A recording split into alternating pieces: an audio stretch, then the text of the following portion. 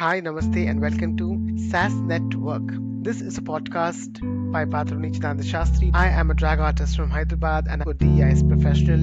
And in this podcast, I would be talking with some wonderful guests from the DEI spectrum about diversity, equity, and inclusion at workspace. Share your support. SAS Network is available in more than 10 plus podcasting channels and including social media channels like YouTube and Instagram. Do share these conversations with your colleagues, with your friends, with your partners, and let's create a momentum. So, why wait? Let's go ahead and bring in our next guest to the SAS Network. You are watching SAS Network. Hi everyone, my name is Patroni Chidanda Shastri. You can also call me Sasuma, and I'm here with a new podcast called as the SAS Network. Here, I talk about DEI conversations with DEI leaders across the board, and this is the very first episode of SAS Network, and I hope you'll have a very insightful conversation. With me is a very interesting friend to kind of start with, and also a DEI leader, somebody who has done a great amount of initiatives to include queer inclusion, not just as a tick mark activity, but more of equity-driven approach with ideations on livelihood projects which she has worked with. Openly proud bisexual woman and someone who has been leading bisexual visibility across the queer spectrum as well. So I'm super happy to kind of welcome you all. Yeah, and I'm so happy that you are my first guest because I always admired your work and the kind of lens which you kind of put in across. And I'm really happy that we are opening up with someone like you from Hyderabad again, which I kind of always boast about. So to start with, could you please introduce yourself to our audience who are listening to you for the very first time, and also give us a little bit glimpse about how did you start your DEI journey? Yeah, thank you, SAS. Thank you for inviting me. I feel privileged that I'm the first guest. So, I'm Deepthi. I'm from Hyderabad. I'm a Dalit queer woman. I'm also a mother of 2 children. Professionally, I'm a project manager at Nirman organization. I'm working on creating livelihoods for LGBTQ communities, and I'm also working with women farmers in Vikarabad district for creating entrepreneurship opportunities for them. Apart from that, I'm also a human rights activist. I'm involved with a few state level and national level groups working on different causes. So, yeah, that's about me. Okay, thank you so much, Deepthi. To kind of start with, my first question would be somewhere when we kind of start working in the DEI sector, one of the labels which are not so found or kind of being included, even if you talk about intersectionality, especially in the Indian context, is the caste label. And I want to kind of start from there because that conversation is something which is really important to place it on record, like how caste has always been seen as a separate entity from the overall inclusion and diversity. But in reality, both plays a very significant role. Would you like to add some thoughts about the same? And is lived experience, gave you any kind of ways to look at it when you are working in the DI sector? Definitely, I mean, this identity, I'm not the only one, I'm sure. So, for Dalit queer people, the identity is not just an accessory that is an add on to our work. So, it's the lens through which we look at the world and navigate through spaces and workplace too. So, corporates in DEI, they usually copy the ideas or the frameworks are based on US intersectionalities, which are race and gender and maybe disability and veterans. But caste is not something that makes it to their checklist. It's a very deep structural force again, which determines who gets quality education, who builds networks, who has social capital, who has the confidence to walk into spaces, and who speaks fluent English, all this. So, and somehow these get ignored, or corporates are blind to these ideas because they have US based frameworks. And as Dalit queer people, it's all these experience of discrimination of caste and gender and sexuality. These do not happen in silos, or nothing happens in isolations.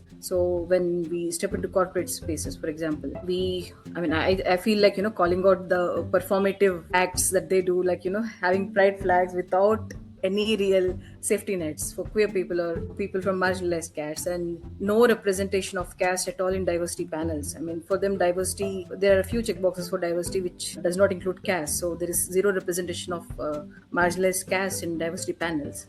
And even then, if you look at their hiring drives, they completely ignore the caste data or numbers. So these experiences, my lived experiences and people I have known with similar identities, similar intersectionalities, these, we come up with these hard questions like, who is getting in through referrals? Because network again is a social capital, network is a privilege. Hmm. So who has access to these networks, Hmm. and who is getting mentored, and who is labeled cultural fit in the space in the corporate, and who exists, very quietly in a corner because they never felt belonged or made to feel that they don't belong there. So all these, these traditional frameworks where visibility is given more importance, the rainbow logos, all the Hmm. photo ops. So there's a need for pushing something, more deeper about distributing resources and power.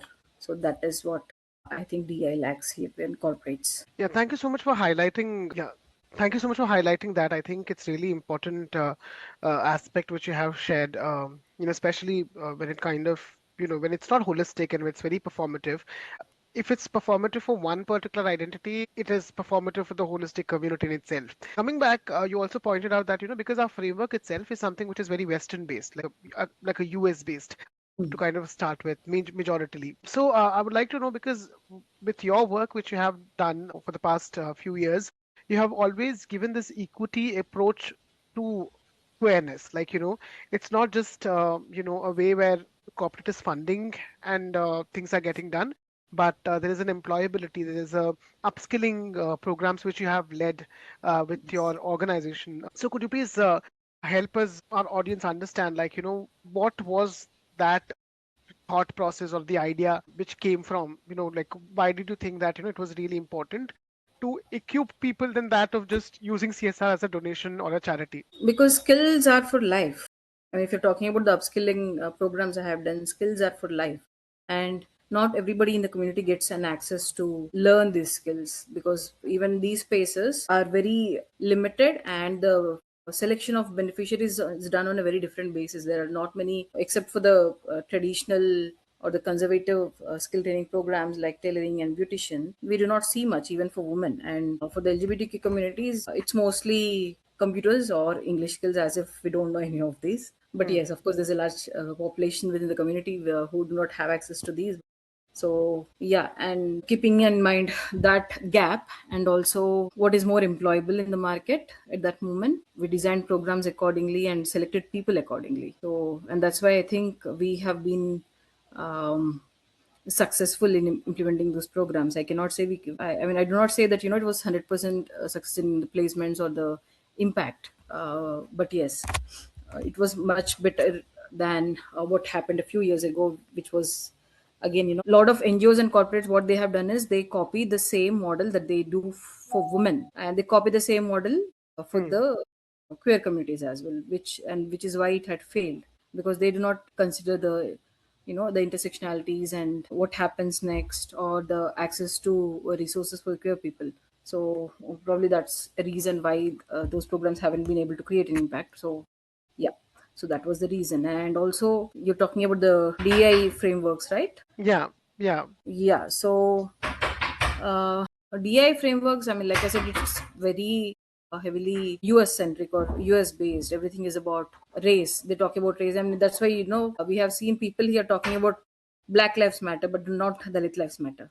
So it's race and gender, and sometimes veterans also, and disability, but not caste. And when you talk about caste, it's labeled very controversial or very political or not relevant here. But the truth is just the opposite, because it's a lived experience for a huge population of the country, where, discrimination happens every day. People get killed. People do not get access to resources. People cannot build something from what they have only because of the caste marker.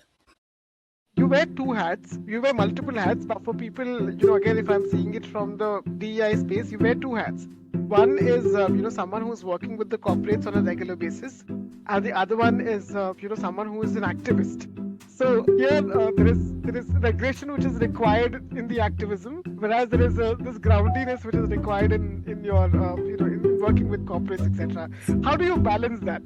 Is there a way where you have a punch bag which you kind of use it to, take off that stress? Yeah, sometimes I become the hypocrite that I call out usually because again, the bitter truth, the sad truth is that corporates are giving the money. The government is not, individuals are not, NGOs are not, nobody else is giving money. So sometimes we have to wear this mask of, aligning with what the corporate wants. But yes, that doesn't mean I compromise on what I believe in, because again, implementation or execution of that proposal or the project, I'm in charge of it. So I try to bring all those values into the work I do, rather than that, trying to fight for it in a space where it might go unheard or it might impact the funding. So yes, I am being a little diplomatic when in these spaces. Of course, in activism spaces, I don't need to. I'm being myself. I can be vocal about anything. I can go all out.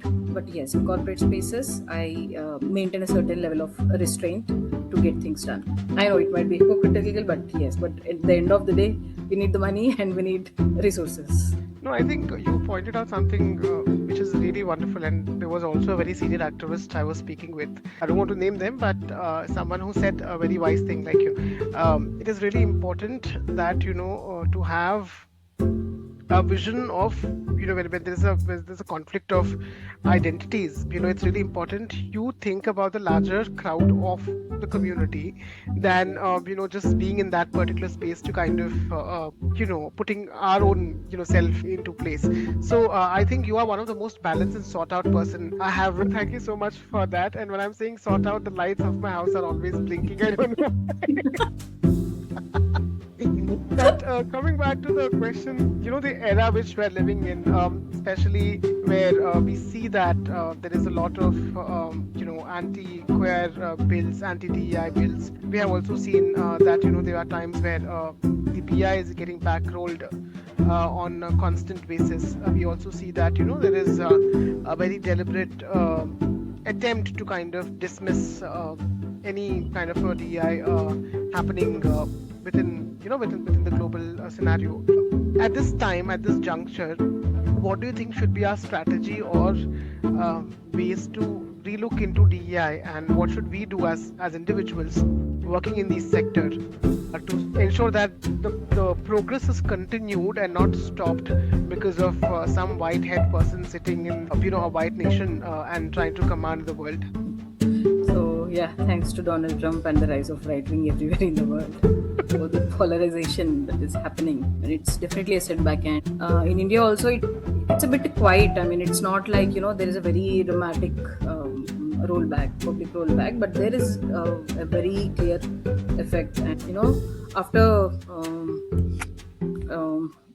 2020 global polarization, when it actually started on the full scale, and especially around Trump's second term, so Indian companies, they became very cautious about the language they use, about their public commitments, the bold statements that they issue. So the language has softened, and they shift from from equity to very vague words like wellness and belonging, and culture and inclusion rather than equity and diversity has definitely changed. It has changed the funding also, and all these the conversations also, these become very uncomfortable, and it also becomes structural because Indian leaders, they have to worry about the backlash from investors, about customers, or their own very heavily Savarna represented boards. This retreat or this rollback, it's not always about policy only, it's also about the language, the energy. There's very less urgency to do something, and there's a lot of hesitation to talk about something and do something, and a lot of rebranding also happening. So what can we do? We have to work around these challenges. I mean, if they want to change the language, let us change the language. If they want to say belonging, we also can raise questions about who belongs where, and we can be a little more strategic and apolitical. Of course, being queer itself is political, but like I said, we have to maintain the balance, and we also need to look at the larger picture. So yes, we need to work within those frameworks smartly and navigate. So thank you so much for answering that question, Deepthi. And I would like to kind of add on from our previous conversation itself that how we spoke about the effect of global change or rebranding of organizations on the name of DEI. Like as you pointed out, we are right now using a new language called as belonging, and what kind of belonging which we kind of are intending to. I wanted to check with you, like, because of this changes which are happening on a global map, is there any effect on the current funding of projects, and what should be the one ways which, like, where NGOs or where the take the stakeholders of people who are receiving care or who are receiving support via CSR or via DEI should do, especially to kind of ensure that the momentum is on and there is no specific issue in going ahead and accessing funds at the right time. We as activists, we cannot do much. I mean, we have to engage with the government more, because if one source is closing, we have to make sure that the doors open at the point. So the Telangana government is already taking some measures, but it may not be holistic, but at least there's a start. So as activists, we can make sure that these policies, or whatever the initiatives that the government is taking up, it also makes it to the policy level, because there's a very clear lack of policy regarding DEI at the government level. Be it any party, be it any political party, there's a lack of policy. So that is one thing we should do. And funding also, like I said, we should be smart enough to work around with the terminology that the corporates are using. We cannot, because it's a larger affair and we have to choose our battles very wisely when making them understand and convincing them, or getting them to change their whole path. It's almost an impossible thing, because it's not just a boardroom discussion or a board decision. It's a larger thing. There's a lot of hierarchy involved in it, and we would only be wasting our energies and time in fighting those. So instead of that, we have to take a balanced and diplomatic approach and work our way through all these challenges that the current systems pose, and all these challenges that happen politically or elsewhere, all these are reflected again in the corporate policies also. Yes, the working with the government closely and navigating through the challenges that the corporates pose. This is the best we can do as of now. Great. So thank you so much for that. In your programs which you were curating for the queer community, there was one very constant theme, which is about educating with STEM, science, technology, education. What is STEM? Mathematics. And you have constantly kind of added curriculums like empowering queer individuals with AI tools, or working with more holistic technology. So technology has always been a very key aspect in your work, especially when you're curating it. So I wanted to know, because the technology also plays a very important role, how Very do you much. see technology being firstly accessible to queer people, Hmm. and what do you think are some of the issues with technology in itself? The problem is that technology is not a person, or it's not a tangible thing, and technology is never neutral. That's the main issue, because it's built by people with certain biases, and these biases leak into the technology as well. If you take AI tools, for example, everything is trained on past data, right? Everything on all the AI tools are trained on past data. And if the leadership or the people who have been having control over it have been Savarna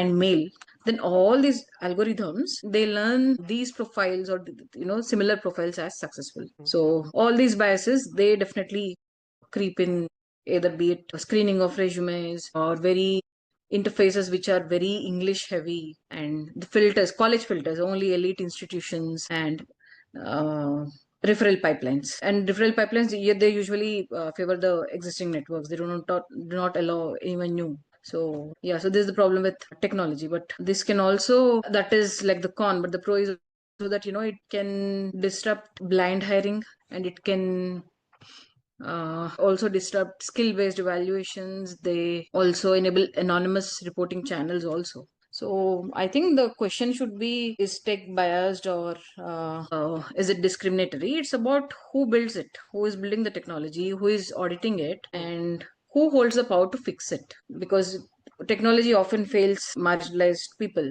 So I think we should start asking the right kind of questions. Yeah, thank you so much for adding, this aspect regarding technology. Now, the other thing which is also a buzzword, but also very interesting, things which come up into queer spaces is data. Because queerness itself is something which can't be tangibly datafied, or we can't get Mm. those. Query data is never something which is easier to kind of access. Yeah. And then to initiate a program or to initiate, even to fund a DEI initiative, data becomes a very critical compass for corporate, corporates as well as capitalist, environments. But there any instances where you felt that there's a data bias within your corporate or DEI sector? And what is your thoughts on how data is represented now in these spaces? So for any kind of program design, data is essential. But very often we see that it is considered as the full picture. I mean, so it can be only be a starting point, but it cannot be the full picture. So all these dashboards which have representation percentages, but they miss the daily lived realities. Microaggressions happen during the meetings. They do not consider the silences, the fears of being outed. They do not consider the exclusion that happens during socialization after work, or all these weekend parties and everything. All these dashboards and data cannot capture all these, so that is a huge gap. And caste often hides in these clues that I spoke about, in this exclusion, and all surnames, your language, your food preference, your social circles. So any kind of Excel sheets or any kind of data does not capture any of this. So probably technology can help us spot these patterns, but to get a real understanding, you need to listen more. I mean, the corporates or the leaderships, they need to listen more, and there has to be a more empathetic and open approach as well. And they should also enable some kind of safe and anonymous reporting, and act on the feedback that they get, because a lot of times there might be a lot of truth, a lot of feedback that can be very discomforting also, and they should be willing to be empathetic and open to receiving such critiques also. Yes. Great. So you have answered, a very critical part of my job is also, like as I work as a data person. So thank you for adding that. And I think this gives a lot of value for people who are listening to, and especially, it's always data, the maximization of data is coming because there's a majoritarian idea of, majoritarian caste, majoritarian religion in countries like India. So the Yes. numbers always would be speaking more for that part, like, never kind of look into the marginalized because there are always numbers which are less. So I think that is Yes. something which is So I want to really add on something here. So this data, even the government makes the same mistake. So they just collect numbers. For example, if they want to design something, or they want to come up with a program or some initiative for the transgender population here. So they just look at the overall numbers, but they do not consider again, all these intersectional markers even within the data. They do not have any information on it at all. So I think before the corporates, I was engaging more with the government. So that is where I had seen this pattern about how data is becoming useless. It is becoming just another tool to discriminate people, because now you know where exactly this person lives, where exactly this cluster of transgender people are living. So it becomes a tool for the government to oppress them more rather than to empower them by using the data to create something more worthwhile. you have a lot of heart to it, and I just want to understand, how do you seek joy in this very clustered environment, if I could say? How do you find that joy, and what is that thread of joy which you hold on to? The joy that I find in the it's not this feel good or fluffy Bollywood style or movie style that comes from the surface level wins or just some photo ops in the corporates. So it is deeply rooted in anti-caste and queer justice, intersectional justice, because I strongly believe in the Ambedkar principles of intersectional justice as well. So it's more fierce, and sometimes it's often very quiet also. In corporate spaces, it's very quiet because the language is soft. Even the language I use is very soft, and I'm very quiet. So I find more joy in where resistance blooms, or there might be very small acts of liberations, and where I don't have to shrink, or I maybe I help people not shrink in certain spaces. I don't know how to put it because I never spoke about this. The joy of doing the work that I do. The first is maybe the joy of recognition and belonging. I mean, let me use the corporate language of belonging. I want to kind of share this because it comes to the point. Yeah. Sometimes you mentioned that you feel joy in helping people find, have that little moment of resistance. And I know for a fact that there have been a lot of common friends which which who are there, where we it's a very, I would say, very capitalist environment. And then you put an artist like me or like my friends to kind of subtly go ahead and instill a little bit of sorry, I subtly go ahead and of resistance, do a very political based upfront on people. Oh yeah. And once that is done, we find that okay, we have done something good. So I have had such Yeah. experiences with you, and also my friends, who have been working together. So I think that itself is a collective joy. Yeah, Very much. Collective joy is a part of our queer culture as well. I mean, there are a lot of times we have collective joy than individual joy because individually it feels sometimes powerless also, but we find strength in collective. So, and sometimes there's also joy in, speaking out loud in spaces where you're not supposed to. For example, we know that, this space is very casteist or doesn't recognize caste. I see that, hey, I'm a Dalit queer woman. And if somebody else is also sharing their story of caste, then that is a very joyful moment for me. And it's the very opposite of isolation, where I feel shrunk and isolated in certain spaces. And when you're saying it out loud and you're resisting that oppressive structure, that's also a joy. And DI spaces, when it is done right, we also create space for people to feel whole bits and pieces are fragmented. So the sense of I belong here, and uh, I belong here as I am, so I can be myself. That is a very profound joy, and of course a rebellious joy of defiance, where we are expected to stay quiet and be ashamed of ourselves, and everything is tokenized for us, just the flags, rainbow flags. So if we show up as being ourselves, full and unapologetic, then that's itself and is an act of rebellion. And naming caste in corporate boardrooms, that is something I take a joy in, because I always start my introduction as a Dalit woman. So I also like to see how people respond. It's a spectrum again, the kind of response itself is a spectrum again. It's so put well. I could say that this question actually found a, I would say, I haven't had discuss about joy because it's very late that I started discussing about joy.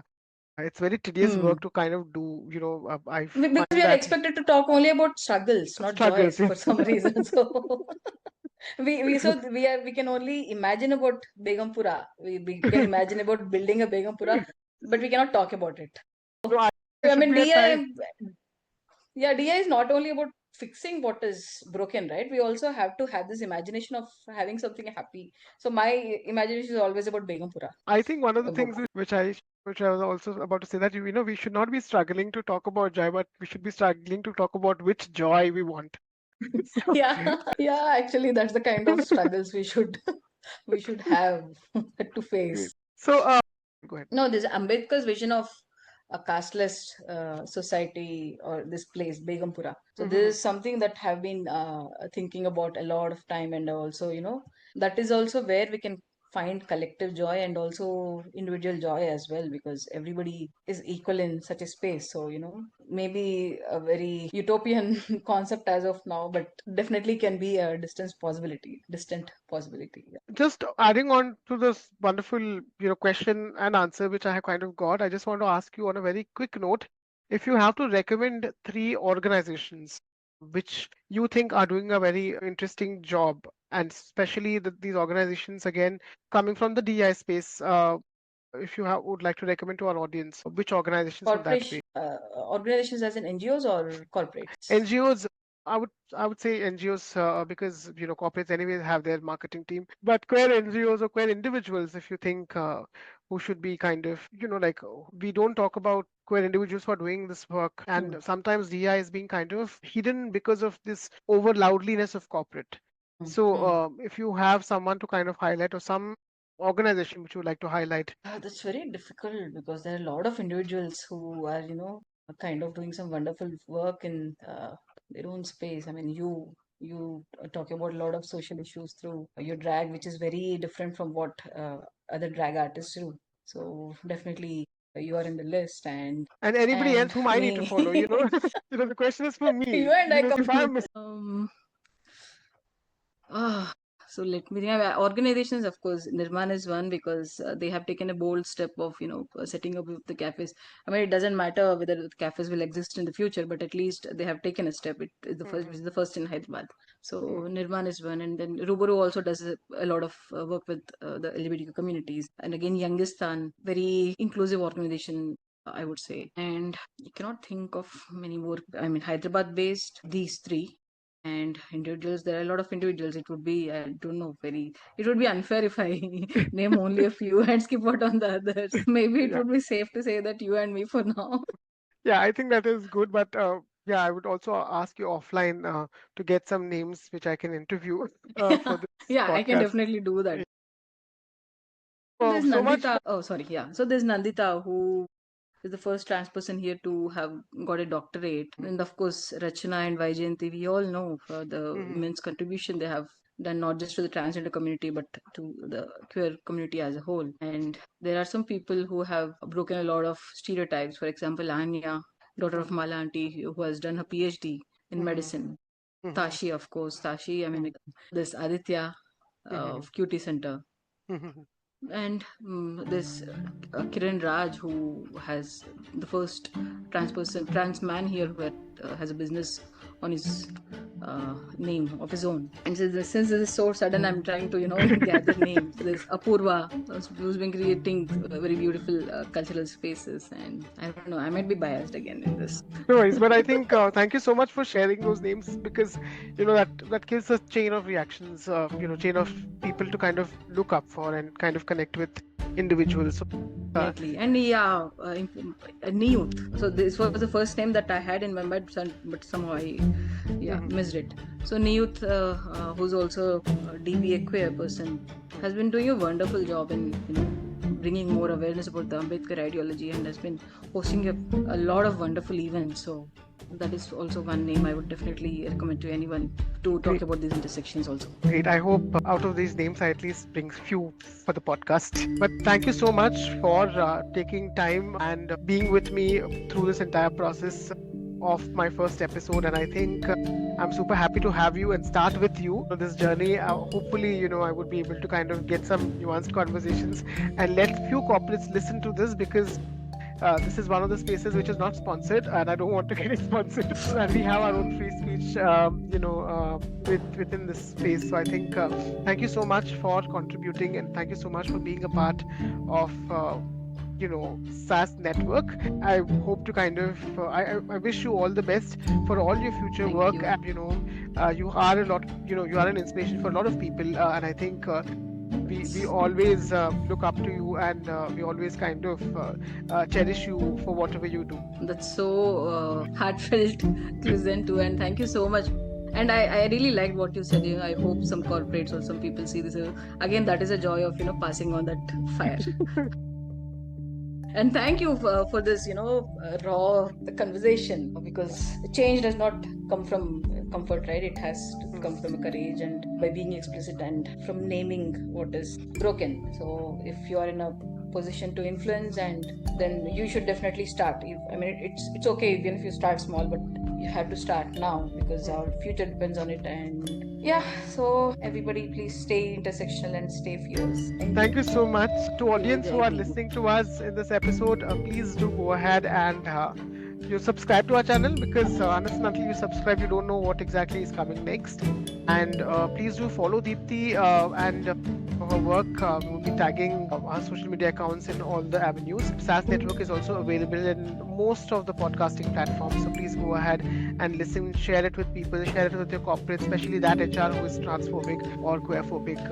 No, I'm kidding. But it's really important that these conversations have been heard. And with that note, thank you so much, Deepthi. Thank you everyone who's listening to us and signing off. Thank you. Thank you so much, JB.